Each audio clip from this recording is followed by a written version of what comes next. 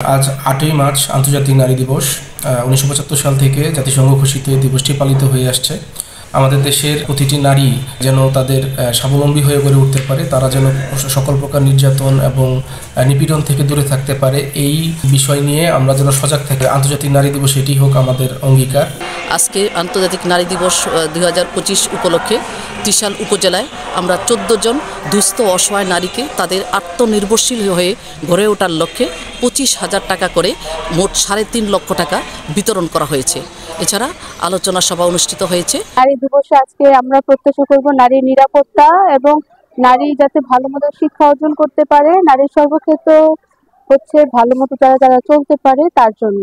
১১৫তম বিশ্ব নারী দিবসে সকল নারীকে শ্রদ্ধা ও সম্মান জানাচ্ছি। আন্তর্জাতিক নারী দিবস প্রতি বছরই পালিত হয়। সে উপলক্ষে বাংলাদেশ সরকার সহ উপজেলা প্রশাসন সহ সকল ডিপার্টমেন্ট নারীদেরকে নিয়ে কাজ করছে।